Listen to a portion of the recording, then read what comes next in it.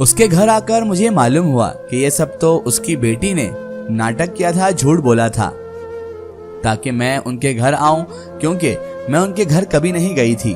तभी मुझे उसकी मासूमियत पर प्यार आया था। मैंने उसे प्यार किया और खुद थोड़ी देर उनसे बातों में लग गई। जब अचानक मुझे याद आया कि मेरी बेटी तो घर पर ही है, और जब मैं यहाँ आई तो उस लड़की की अम्मी को भी मालूम नहीं था कि मैं आने वाली हूँ। और ऐसा कैसे हो सकता था उनको मालूम ना हो? इसका मतलब ये सब मेरी बेटी के कहने पर उस लड़की ने किया था, तभी वह आज कॉलेज भी नहीं गई थी। तो ये सारा उसका प्लान था, कमरे का राज जानने का। ये सोचते तो मेरे रोंगटे ही खड़े हो गए थे। मैं उनके लाख मना करने के बावजूद भी वहां से भाग आई थी। मुझे तकरीबन 5 मिनट हो चुके थे। मेरा दिल सूखे पत्ते की तरह कांप रहा था। अगर वह कमरे में चली गई तो क्या होगा? मेरा हस्बैंड मुझे मार ही डालेगा। मैंने जल्दी से चाबी निकाली और फौरन दरवाजा खोला। जल्दी से गेट बंद करते मैं ऊपर की तरफ भागी तो मेरी बेटी दरवाजा खोलने ही वाली थी जब मैंने उसका रुख अपनी तरफ करते उससे चाबी छीनी थी और उस पर बरस पड़ी। उसे सख्त डांटते हुए सुनाते हुए मैंने ले जाकर कमरे में बंद कर दिया। ये उसकी सजा थी। अगर जो मैं आज वक्त पर ना आती तो हम मियाँ बीवी का राज हमारी ही बेटी पर आया हो जाना था। मैं अंदर से बहुत डर गई थी और वाकई अब एक ही घर में रहते हम कब तक उसे राज से दूर रह सकते थे और उसे राज से कैसे दूर रख सकते थे? आखिर एक ना एक दिन तो सबके सामने आना ही था। मैंने सोच लिया था मेरे शौहर आ जाएं तो उनसे 2 टूक बात कर लूं कि अगर इसे सच पता चल जाता तो ये सब कितना खतरनाक साबित होता। आगे का तो मुझमें सोचने की हिम्मत ही नहीं थी। नरमी से बात करने का कोई फायदा नहीं होना था, ये मैं पहले भी देख चुकी थी। मेरी बेटी नरमी से मानने वाली नहीं थी, इसीलिए अब रास्ता यही था कि उसे सख्ती से पेश आना पड़ेगा। इसीलिए आज मैंने उसे कमरे में बंद किया था ताकि आगे से वह ऐसा कुछ सोचने की भी गलती ना करे। अब चाबी की जगह भी मैंने तब्दील कर दी थी। राज शौहर घर आए तो मैंने उनसे झगड़ा भी किया था। परेशान तो वह खुद भी हुए थे, लेकिन फिर कह दिया कुछ नहीं हो सकता, कुछ नहीं होता, तुमने सजा दे दी है, अब वह ऐसा नहीं करेगी।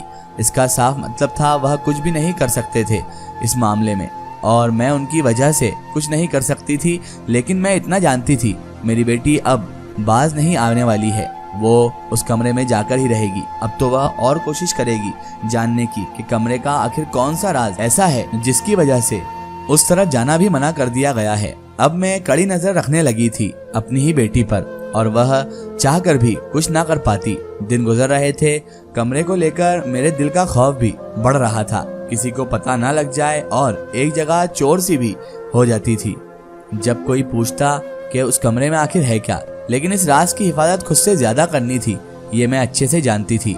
इन्हीं दिनों की बात है जब एक बार फिर मेरी बेटी ऊपर पहुंच चुकी थी ताकि पता कर सके आखिर उस कमरे में ऐसा क्या है, और मैं ही उसके पीछे ही वहां आ गई थी। मेरे शौहर उस रात शहर से कहीं बाहर गए हुए थे और उस कमरे की जिम्मेदारी मुझे दे गए थे।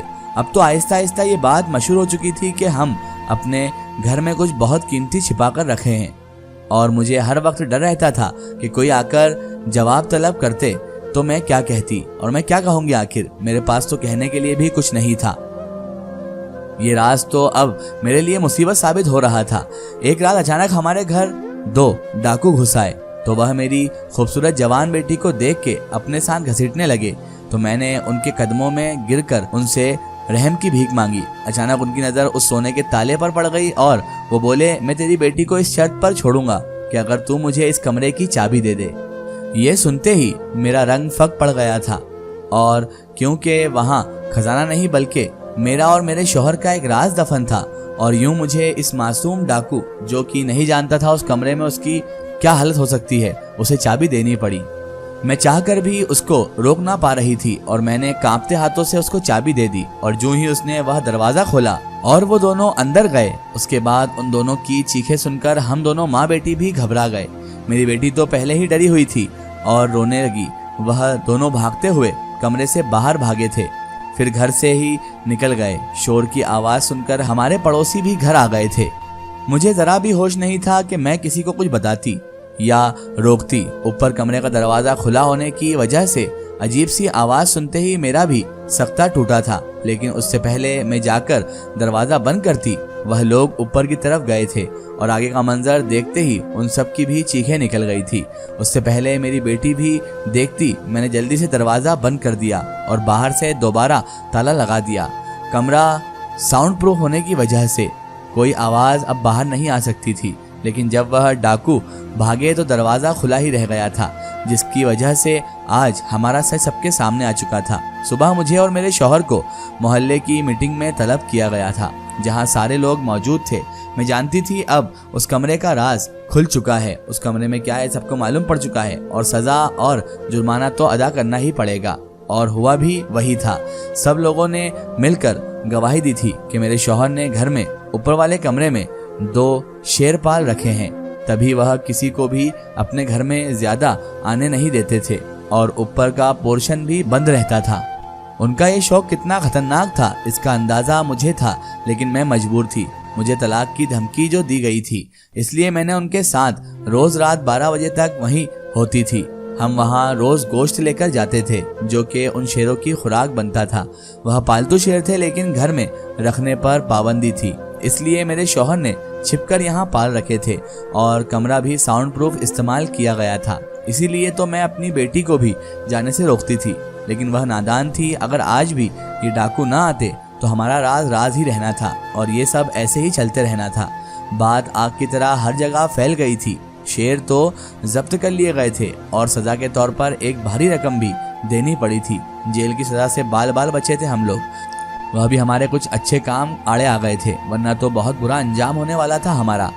मुझे भी मेरे घर वालों ने बहुत बातें सुनाई और मुझे बहुत बातें सुनने को मिली। वह अलग भाई भी नाराज हो गया था।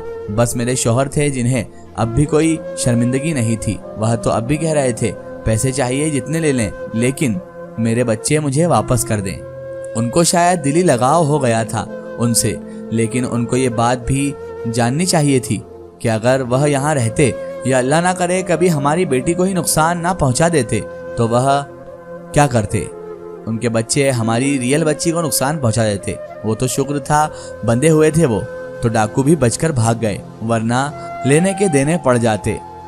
अगले दिन सब मामूल पर आ गए थे, लेकिन जब मैं अपनी बेटी के कमरे के पास से गुजरने लगी तो उसकी बातें सुनकर सर थाम गई, क्योंकि वह फोन पर किसी से बात कर रही थी और उसका शुक्र अदा कर रही थी। दरअसल जिस दिन मैं पड़ोसी के घर गई थी, मेरी बेटी उसी दिन से सब कुछ सच जान गई थी।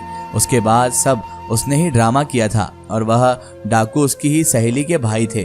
उन सबको ये सब गलत और खतरनाक लगा था, इसलिए उन्होंने ये मंसूबा बनाकर उस राज को सबके सामने खोल दिया और वाकई उससे जानी नुकसान हो सकता था। जो मैं ना कर पाई थी वह मेरी बेटी ने कर दिखाया था। वाकई इस पर मुझे फक्र है। मुझे भी सबक मिला था, जब कुछ गलत हो तो खामोश रहने के बजाय हमें अपनी अकल का इस्तेमाल करके उसका हल निकालना चाहिए, जैसा कि मेरी बेटी ने किया था। आपको क्या लगता है, मेरी बेटी ने सही किया या गलत, या ये राज राज ही रहना चाहिए था?